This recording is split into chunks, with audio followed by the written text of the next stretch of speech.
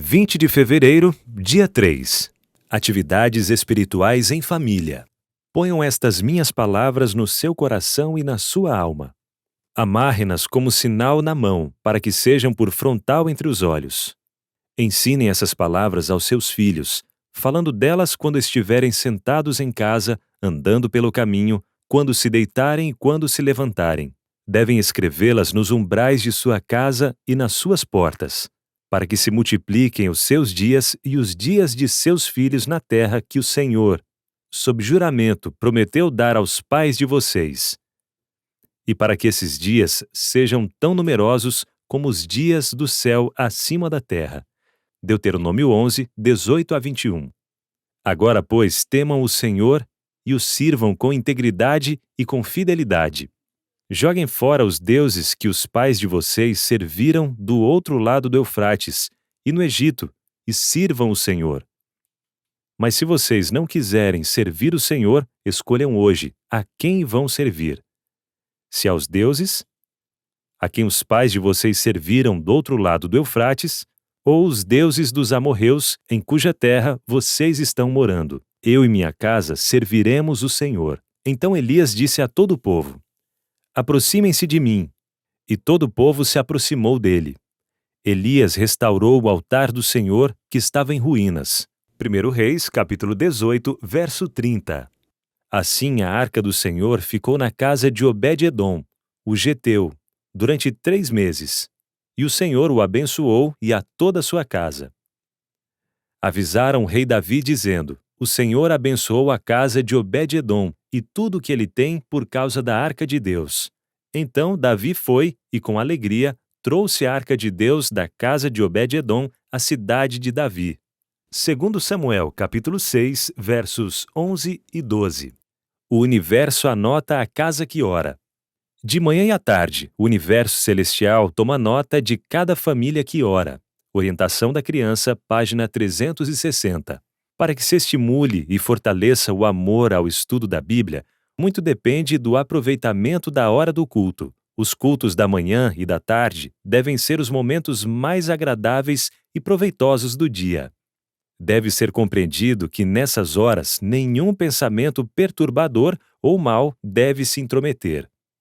Os pais e filhos devem se reunir para se encontrar com Jesus e convidar ao lar a presença dos santos anjos. O culto precisa ser breve e cheio de vida, adaptado à ocasião e variado de vez em quando. Todos devem tomar parte na leitura da Bíblia e aprender a repetir muitas vezes a lei de Deus. Permitir que algumas vezes as crianças escolham um trecho a ser lido contribuirá para aumentar o interesse delas. Façam perguntas a respeito do que leram e permitam que elas também façam perguntas. Falem qualquer coisa que sirva para ilustrar o sentido. Se o culto não se tornar longo demais, façam com que as crianças tomem parte na oração e participe do canto, ainda que seja uma única estrofe. Educação, página 132. Prioridade na comunhão em família. Você deve tomar tempo para falar e orar com seus pequenos e não deve permitir que nada interrompa esse momento de comunhão com Deus e com seus filhos. Você poderá até dizer às visitas: Deus me deu uma obra para fazer, e não tenho tempo para ficar jogando conversa fora. Você precisa perceber que tem uma obra a fazer para este tempo e a eternidade. Sua primeira obrigação é para com os filhos. O Lar Adventista, página 218. Em todo lar cristão, Deus deve ser honrado pelo sacrifício de oração e louvor, de manhã e à noite. Cada manhã e cada noite devem acender a Deus fervorosas orações, pedindo sua bênção e orientação. O Senhor do céu passará por alto tais lares, sem deixar ali alguma bênção? Não, em absoluto. Anjos ouvem manifestações de louvor e a oração de fé. Eles levam as petições àquele que ministra no santuário em prol de seu povo e apresenta seus méritos em favor dele. A oração genuína se apega à onipotência e concede vitória aos seres humanos. Ajoelhado, o cristão obtém forças para resistir à tentação. e recebereis poder, página 140. Religião no lar. É devido à falta de cristianismo no lar que há falta de poder na igreja. A menos que os pais assumam seu trabalho como devem, será difícil levar a juventude a sentir seu dever. Se a religião reinar no lar, será levada para a igreja. Os pais que fazem sua obra para Deus são um poder para o bem.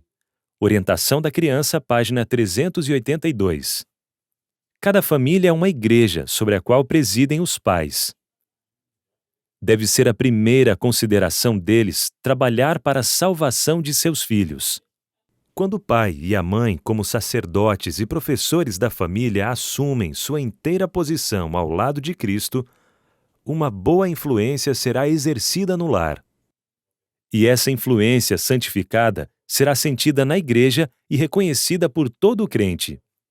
Devido à grande falta de devoção e santificação no lar, a obra de Deus é grandemente impedida. Nenhuma pessoa pode levar para a igreja uma influência que não exerce na vida doméstica e em suas relações comerciais. Orientação da criança, páginas 381 e 382. A família e a igreja. Os pais e mães devem tornar uma regra que seus filhos assistam ao culto no sábado.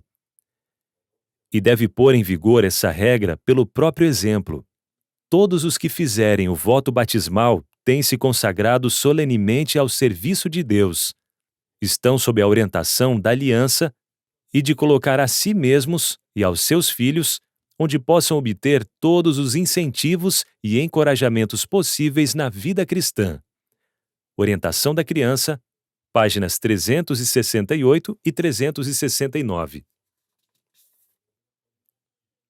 No lar é posto o fundamento da prosperidade da igreja. As influências que governam a vida no lar são levadas para a vida da igreja. Portanto, os deveres religiosos devem começar no lar. O Lar Adventista, página 259. A família e o desenvolvimento do caráter.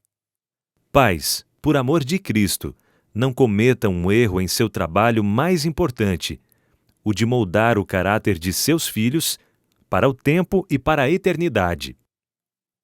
Vocês determinarão o que eles serão e o que farão em favor de Cristo e dos semelhantes e pela própria salvação. Lidem honestamente e fielmente com seus filhos. Atuem de modo corajoso e paciente. Não temam as cruzes, não poupem tempo ou trabalho, responsabilidade ou sofrimento. O futuro de seus filhos testificará do caráter da obra de vocês. A fidelidade de vocês para com Cristo pode ser mais bem percebida por meio do caráter bem equilibrado de seus filhos do que de qualquer outro modo. Testemunhos para a Igreja, volume 5, página 39 e 40. Nosso comportamento no lar é registrado nos livros do céu. Aquele que espera tornar-se um santo no céu deve primeiro se tornar santo em sua própria família. Se os pais e as mães são fiéis cristãos em família, serão membros atuantes da igreja e capazes de conduzir as atividades ali, bem como na sociedade, da mesma forma como conduzem o que diz respeito à família. Pais, não permitam que sua religião seja simplesmente uma teoria, mas sim uma realidade. O Lar Adventista, página 258. De fato, as crianças são as pessoas mais susceptíveis aos ensinos do Evangelho. Seu coração acha-se aberto às influências divinas e forte para reter as lições recebidas. Os pequeninos podem ser cristãos tendo uma experiência em harmonia com seus anos. Precisam ser educados nas coisas espirituais e os pais devem proporcionar-lhes todas as vantagens para que formem um caráter segundo a semelhança do caráter de Cristo.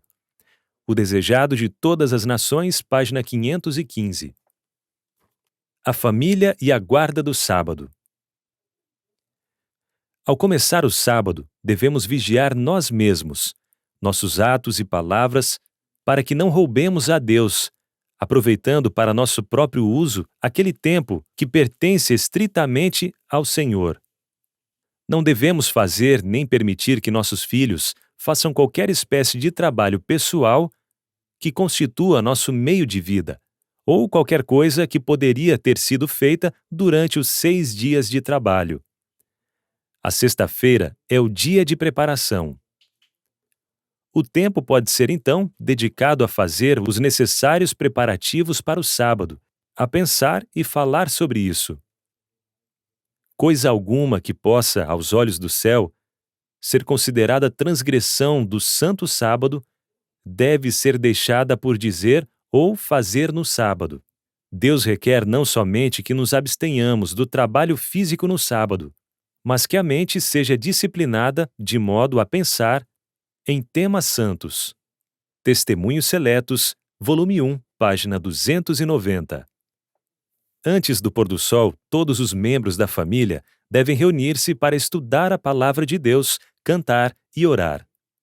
Precisamos de uma reforma em relação a isso, porque muitos estão se tornando negligentes.